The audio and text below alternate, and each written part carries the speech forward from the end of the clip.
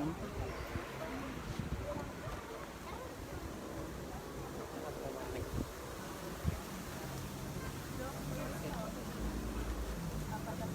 Nakalive na ba? Oo, nakalive. Hello, shout out. Shout out. Ano may isang viewer. Break. Shout out.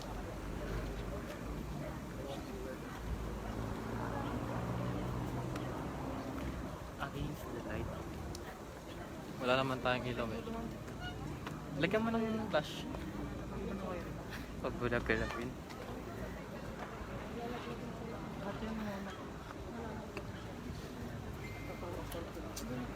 Low ba? Kulang pa rin eh. Parang kumangit. Okay naman. Bakit kasi pag may flash eh. Hindi, malinaw na. Smooth nitong ano no. Naka-live na yun.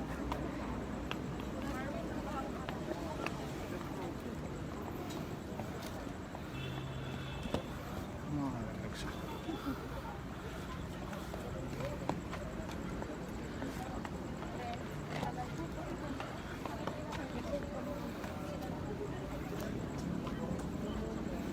Magandang gabi po sa ating lahat. Sa pagsisimula natin ng pagmumulina para sa Pasko ng Pagsilang ng Panginoon, ay ating gaganapin ang pagbabasbas ng ating palamuting ilaw at punong pamasko.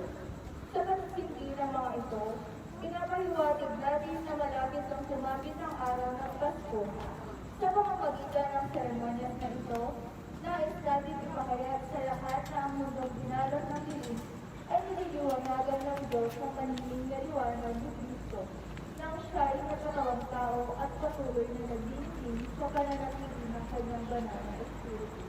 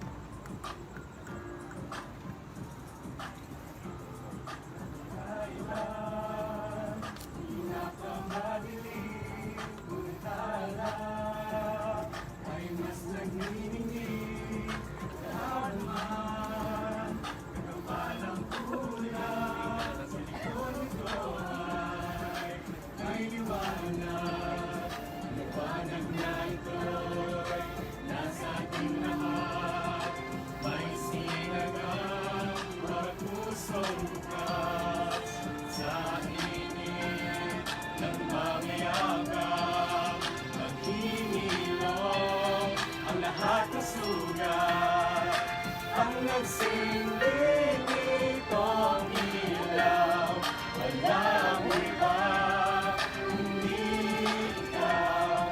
Salamat sa liwanag mo, muling magkakakulay ang Pasko. Salamat sa liwanag mo, muling magkakakulay ang Pasko.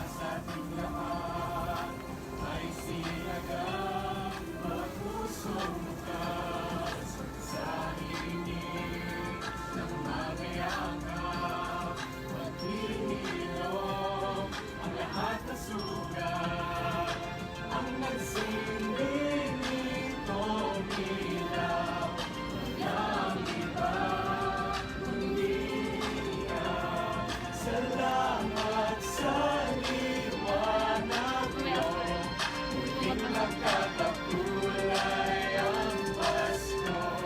Salamat sa liwanag mo, muling magkakakulay ang Pasko.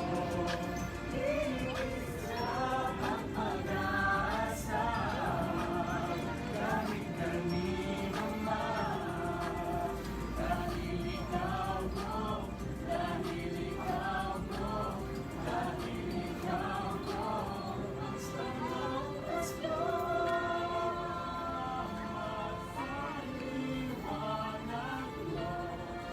Liwanag sa'yo.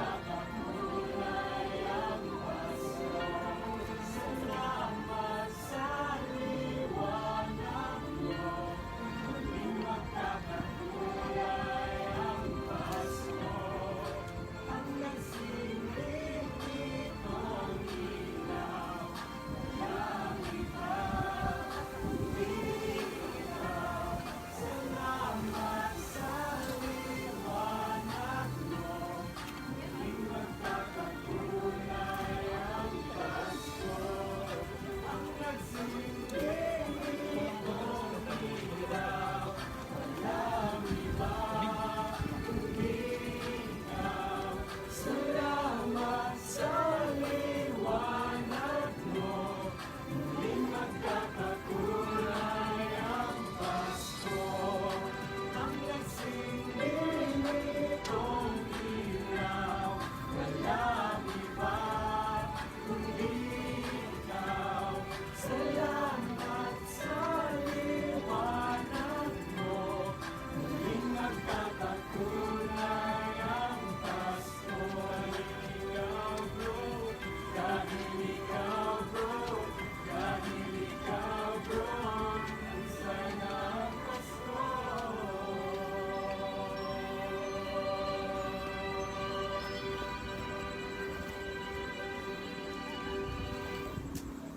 Sa ngalan ng Ama, ng Anak, ng Espiritu Santo, sumainyo ang Panginoon. Ang punong pamaskong ito ay pagpapaalala sa ating komunidad. Ito ay tanda ng kagandahan, kabutihan at pangako ng may kapal. Ito ay nagpapaalala na tayo ang tinawag upang magbigay ng liwanag at ganda sa bawat isa. Sa pamamagitan ng punong pamaskong ito, naaalala rin natin ang puno na nakatayo sa paraiso at ang puno ng kaligtasan, ang krus ng buhay kung saan si Kristo ay nakatubay.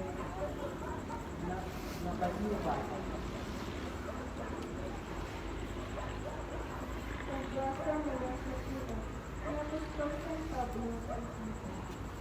Ngunit ang mahalaga ang kagandahang loob at pag-ibig ng Diyos sa ating tagapagligtas, tayo iniligtas na.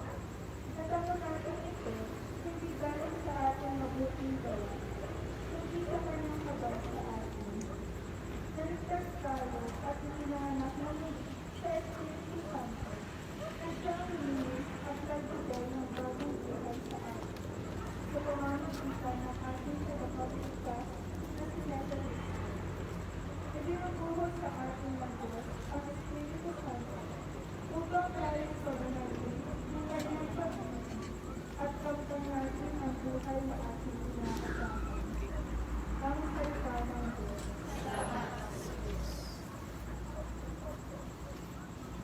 Manalangin tayo.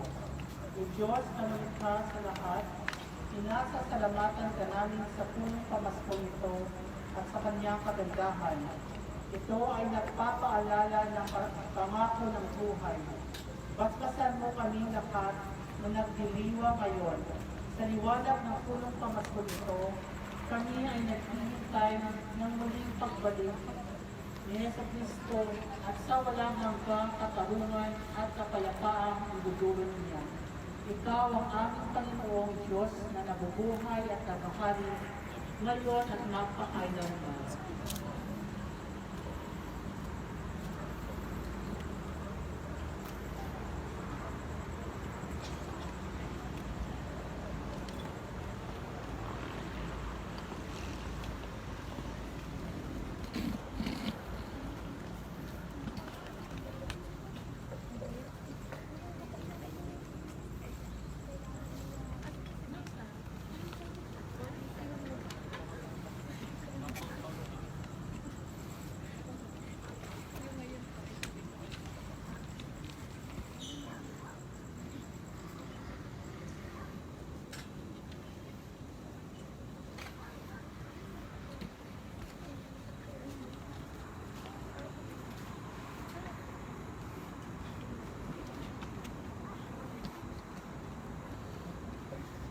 Ngayon po ay sabay-sabay tayong humilang para sa pagdilaw ng ating mga dekorasyon at punong pamasko. 10, 9, 8, 7, 6, 5, 4, 3, 2,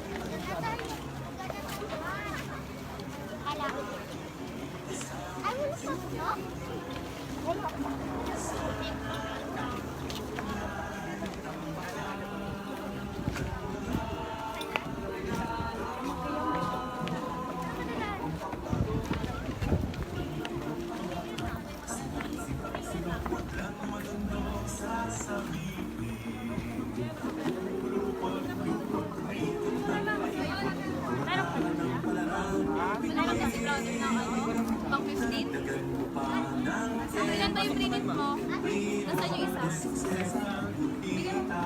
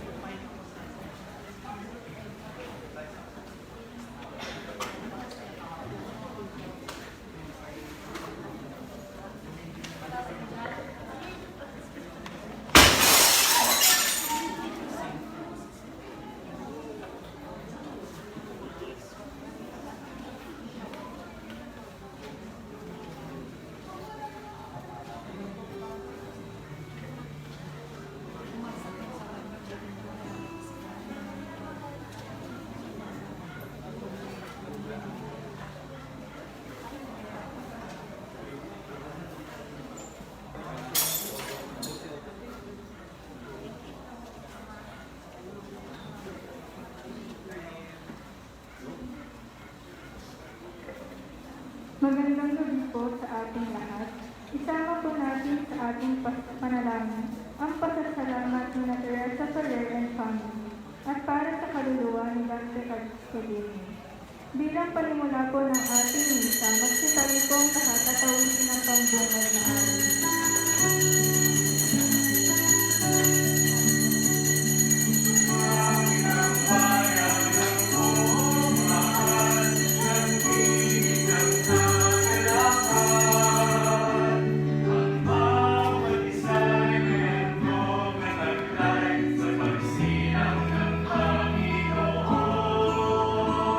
Halina't mag-iwan sa Diyos na manan, purihin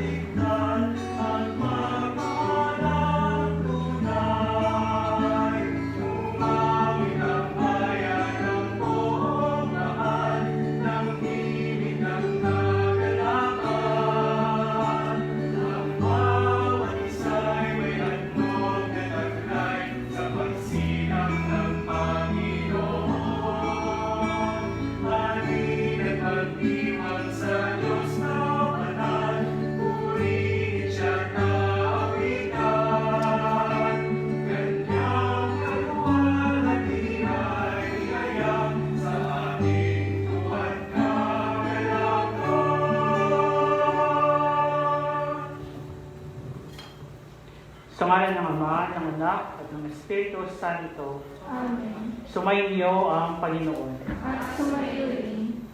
Sinisimulan natin ngayon ang simbang gabi. Inaalay natin sa mahal na Birheng Maria ang siyam na araw ng ating paghahanda para sa pagdating ng pinanalikan nating Misayas. Sa kabila ng ating masayang paghahanda para sa darating na Pasko, inaanyayahan tayong magpakumbaba at magbalik-loob sa Diyos. Halinaway, maging karapat-dapat ang ating mga puso na maging sagsaban ni Jesus. Paintayin nawa tayong manalangin at magbigay puri sa Ama na siyang nagbigay ng kanyang anak para sa ating kaligtasan. Mga kapatid, aminin natin ang ating mga kasalanan upang tayo'y maging marapat-dapat sa pagdiriwang ng banal na pagkahaing nagdudulot ng kapatawaran ng may kapal. Panginoon, kami nakasala sa iyo. Panginoon, kaawaan mo kami. Panginoon, kaawaan mo kami. Kaya naman, Panginoon, ipakita mo ang pag-ibig mong wagas. Kami ay hinapin at sa kahirapan. At sa kahirapan ay iyong iligtas. Kawaan tayo ng makapangyarihang Diyos, patawarin tayo sa ating mga kasalanan, at patnubayan tayo sa buhay na walang hanggan. Amen. Panginoon,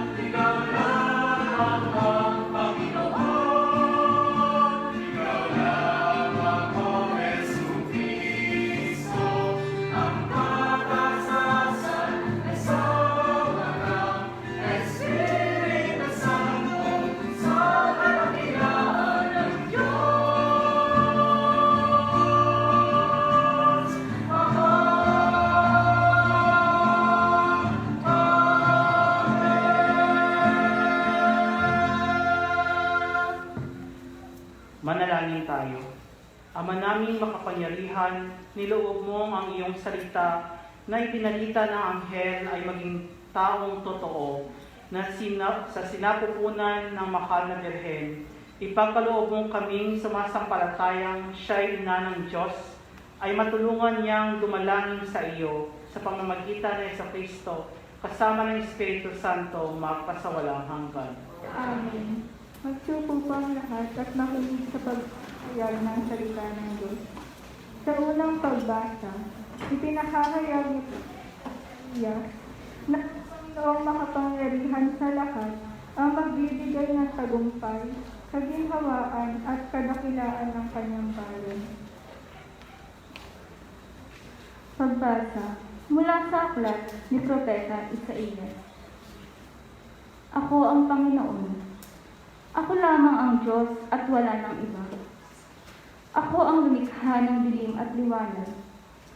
Ako ang nagpapadala ng kaginhawaan at kapahamakan. Ako ang Panginoon ang gumagawa ng lahat ng ito. Padadalhan kita ng sunod-sunod na tagumpay, parang masinsing patak ng ulan. Dahil dito, maghahari sa daigdig ang kalayaan at katarungan. Ako ang Panginoon ang magsasagawa nito. Ang Panginoon, ang Diyos, ang lumikha ng kalangitan, siya rin ang lumikha ng daigdig. Ginawa niya itong matatag at ito'y mananatili. Ginawa niya itong isang mainam na tirahan. Siya ang may sabing, akong Panginoon lamang ang Diyos at wala ng iba. Magsanggunian kayo. Sino ang makakahula ng mga bagay na magaganap? Hindi ba akong Panginoon, ang Diyos na nagliligtas sa kanyang bayan? Walang ibang Diyos maliban sa akin. Lumapit kayo sa akin, at kayo ay maliligtas. Kayong mga tao sa buong daigdig. Walang ibang Diyos maliban sa akin.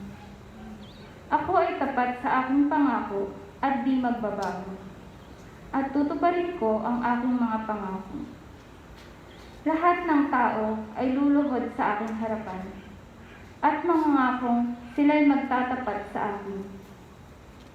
Sasabihin nila, tanging nasa Panginoon ang kapangyarihan at pagtatagumpay, at mapapahiya sino man sa kanyang lalaban.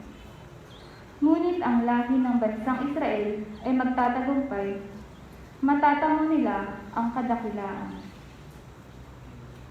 Ang salita ng Diyos. Salamat sa Diyos.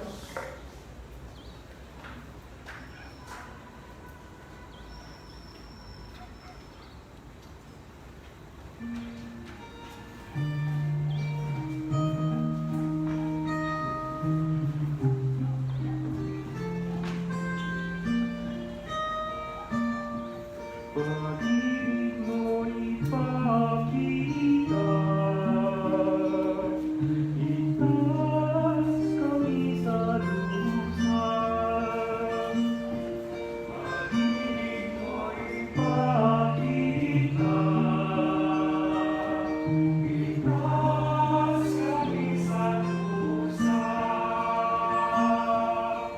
Di ka ng pagkon ay maging mapayapa, kung magsisisi at di na gagawa ng masama. Ang nagbibigay parangal sa ngalan niya'y liligtas, sa lupating mananalang niya parang maingat. Pag-ibig mo'y ipakita, itas kami sa lusan. Pagkat katotohanan ay magtatagpo, katarungan at kapayapaan ay magkasamang ganap. Katotohanan ay sisiwala, lalaganap sa lupa. Ang katarungan maghahari mula sa itaas. Pag-ibig mo'y ipakita, itas kami sa lusan. Gagawing maunlad ng Diyos itong bakit buhay. Ang halaman lupain ay bubunga ng mainam, katarungan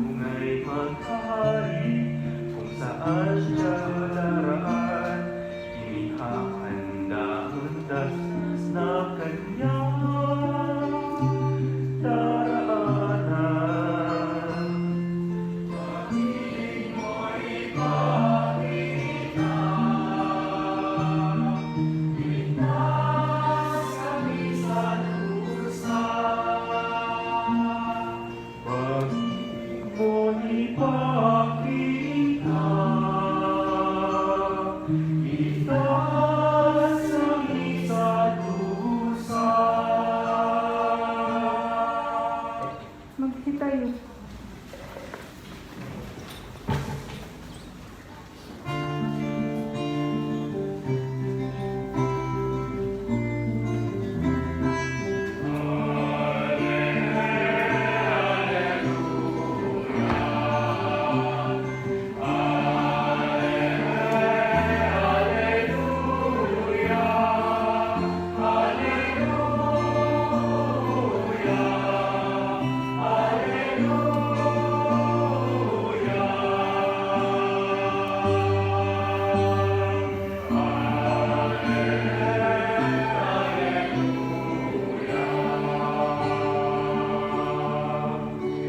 Prepare the way of the Lord, make straight his path. All shall see the salvation of God.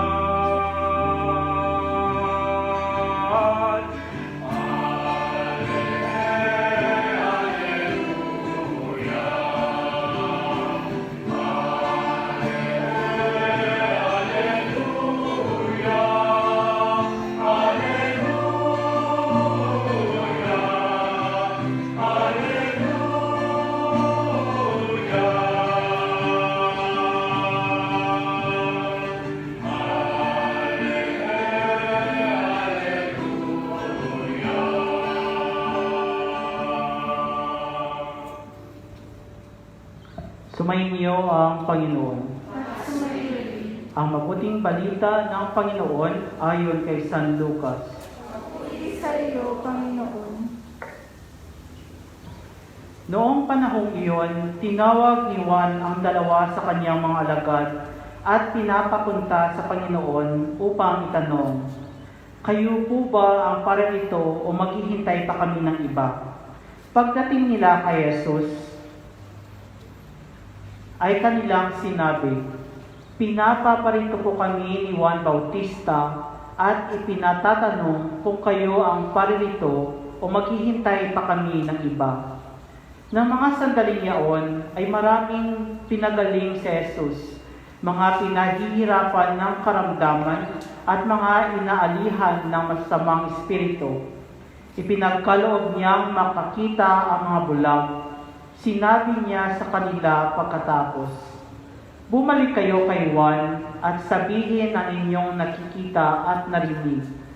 Nakakikita ang mga bulag, nakalalakad ang mga pilay, gumagaling ang mga kitongin, nakaririnig ang mga bingi, muling nabubuhay ang mga patay, at ipinaparangaral sa mga dukha ang mabuting balita.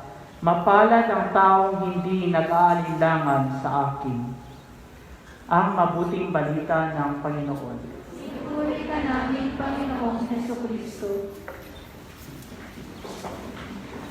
Magandang gabi po sa inyong lahat. Meron po tayong kasabihan, to see is to believe, di po ba? Pero kung titingnan natin sa Ebanghelyo ngayon, kahit po nakikita natin, minsan hindi pa rin tayo naniniwala. Katulad po ng mga disipulo na pinadala ni Juan, nakita na nila yung kamangha-manghang ginawa ng Diyos. Nakita na nila na pinagaling ng Diyos ang mga may sakit. Pero hindi pa rin sila naniniwala. Nagdududa o nag-aalinlangan sila. Sa buhay po natin, parte po ng buhay natin na mag-aalinlangan. Ito po yung para sa akin, ang pag-aalinlangan po, hindi kabaligtaran ng pananampalataya. Ang pag-aalinlangan po ay pagkakataon para i-purify, i-refine, patatagin po yung ating pananampalataya. Kasi po, sa buhay po natin, marami tayong pinagdaraanan. At yung mga pinagdaraanan natin sa buhay, yung mga may hirap na pinagdaraanan natin, ay nagbigay po sa atin ng lakas kung bakit tayo nandito ngayon. Sabi nga ni Pope Francis, "A faith without doubt cannot advance." Kung hindi po natin Kung hindi po tayo, hindi po natin pinapalalim po yung ating paniniwala, at kung wala po yung mga pag-alinlangan sa buhay, ay hindi po lalalim po yung ating paniniwala sa buhay. Yung pananampalataya natin. Lahat po tayo nakakaranas ng pag-alinlangan. Yung pag-alinlangan po, ibig sabihin, baka 50% or 30% may kasiguruhan at 50% wala. Inaanyayahan po tayo ngayon sa pangatlong linggo ng Adbyento, sa unang gabi ng ating simbang gabi, na hawakan po natin yung natitirang siguro 30% or 50% ng ating pananampalataya. At yan po yung gawin nating pundasyon para po makamit natin para magiging yung pag-alinlangan natin ay magiging pananampalataya. Diba? Kung meron po tayong 30% na pananampalataya ngayon, baka naman po pwede naman siyang mag-increase. Tumaas pa siya hanggang makamit natin yung 100% na nanampalataya tayo. Sa buhay ko po, marami din po akong pag-alinlangan. Pumasok po ako ng seminary na may trabaho, igigibang ko lahat yon para pumasok sa walang kasiguruhan. Hindi ko alam nung pumasok ako kung ma-ordain ako. 9 na taon din po yon. Nagugugulin ko.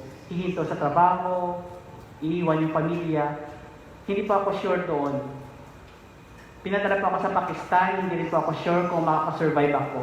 Lahat po noon, nag-alinlangan po ako. Pero, nandun po yung maliit na paniniwala ko na ang Diyos ay gumagabay. At yun po yung nagbigay ng lakas sa akin para mag-continue. Na kahit yung maliit na paniniwala ko, kahit 10% lang po yun ang paniniwala ko, yun po yung nagbigay ng lakas sa akin, ng fuel, para ituloy yung aking journey sa pagpapare. Kaya po, ngayon po, inanyahan po tayo ng Panginoon. Tingnan po natin yung mga pang-aalinlangan natin sa buhay. Tuklasin natin ano po yung mga pang-aalinlangan natin sa buhay at paano po natin mapatatag yung ating paniniwala sa mga pang-aalinlangan na yun. Paano natin ma-increase yung ating mga pang-aalinlangan at mapunta po sa pananampalataya, sa tiwala sa Diyos. Kasi yun po yung magbibigay sa atin ng lakas para sa ating paglalakbay ngayong panahon ng Adbyento. At kung nahihirapan po tayo sa pag-aalinlangan, nahihirapan po tayo na i-survive yung mga pag-aalinlangan natin sa buhay. Kasi minsan po nag-aalinlangan tayo pag hindi binigay ng Diyos yung ating mga gusto. O minsan po may mga dagok sa buhay na nagka-question tayo kung saan ang Diyos. At kung nandun na po tayo sa puntong ganon, humingi tayo ng pagpapala ng Diyos. Humingi tayo ng grasya na naway bigyan na tayo ng kaliwanagan sa ating pag-aalinlangan at gabayan niya tayo. Kasi po andyan yung Diyos na nagmamahal sa atin. Amen. Tayo po ang lahat.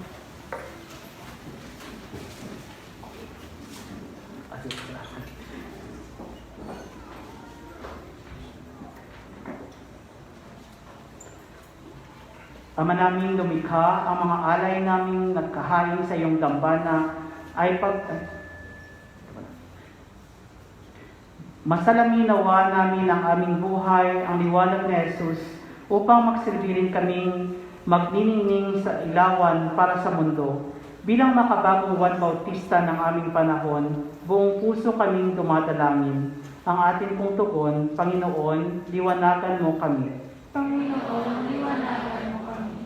Manatili nawang tapat si Francisco na aming Santo Papa, mga obispo, mga pari at relihiyoso, sa sinumpaan nilang tungkulin kilalanin, isabuhay at ibahagi ang liwanag ni Hesukristo sa sanlibutan.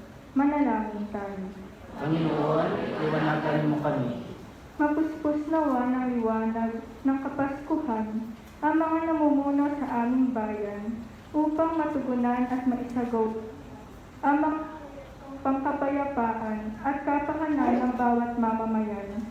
Manalangin tayo. Panginoon, liwanagan mo kami. Pasalamatan at papurihan ka nawa namin, Ama, sa pamamagitan ng 9 na araw ng Misa de Gallo bilang tanda ng aming pananampalataya at pag-ibig sa mahal na Birheng Maria sa kabila ng nararanasan naming pandemya. Manalangin tayo. Panginoon, inanakan mo kami. Tulungan mo kaming masalamin ang buhay ni Inang Maria, lalong-lalo na ang kanyang katapatan sa iyo, Ama. Manalangin tayo. Panginoon, inanakan mo kami. Yakapin mo, Ama, sa iyong kaluwalhatian, ang aming mga namayapang mahal sa buhay, lalo't higit silang lumisan sa panahon ng pandemya.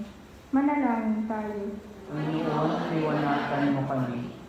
Sa ilang sandali ng katahimikan, ating ipanalangin ang iba pang mga pangangailangan ng ating pamayanan, pati na rin ang ating pansariling kahilingan. Manalangin tayo. Panginoon naming Diyos, puspusin mo ng pag-ibig ang aming mga puso. Tulungan mo kaming maghanda ng may pag-asa at pananabik habang taimtim kaming nananalangin at matiyagang naghihintay sa maluwalhating pagdating ni Jesucristong anak mo at aming Panginoon. Amen.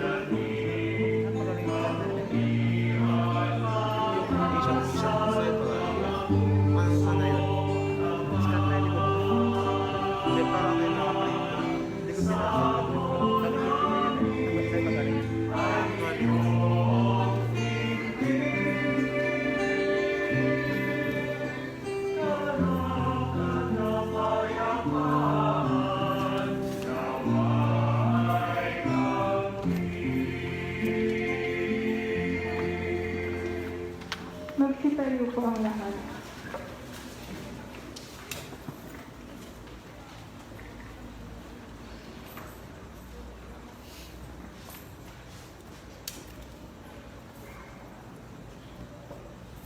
Sa takubilin ng mga nakakagaling na utos at turo ni Jesus na Panginoon ng ating Diyos, ipahayag natin ng bukas loob at panalangin natin mga Ama namin. Ama namin, sumasalangit ka, sambahin ang ngalan mo, mapasa amin ang kaharian, sundin ang loob mo dito sa lupa para ng sa langit. Bigyan mo kami ang kakanin sa araw-araw, at patawarin mo kami sa aming mga sala, para na pagpapatawad namin sa nagpapasala sa amin. At huwag mo kami ipanitulot sa tukso, at iadya mo kami sa lahat ng masama. Hinihiling namin kami iadya sa lahat ng masama, pagkalooban ng kapayapaan araw-araw, iligtas sa kasalanan, at ilayon sa lahat ng kapahamakan, samantalang aming pinanamikan ang dakilang araw ng pagpapahayag ng tagapagligtas namin si Jesucristo. Sapagkat iyo ang kaharian at ang kapangyarihan at ang kapurihan magpakailanman. Amen. Sumainyo ang Panginoon. At sumainyo rin. Magbigayin tayo ng kapayapaan sa isa't isa.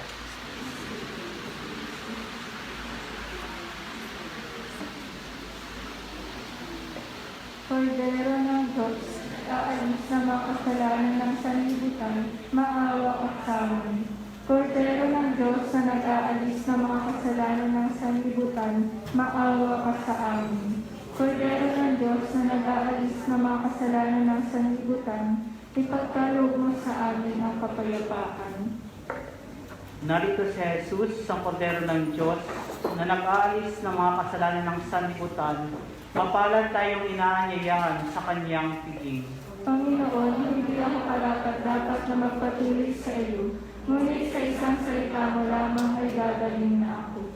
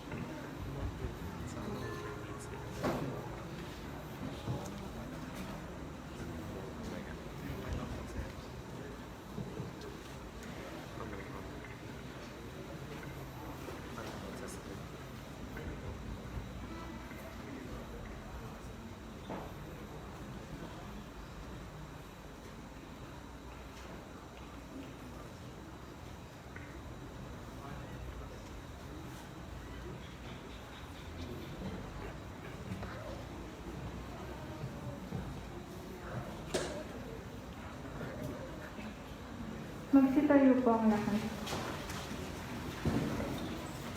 Bukas po, inaanyayahan po ang lahat na magsuot na kulay dilaw na damit.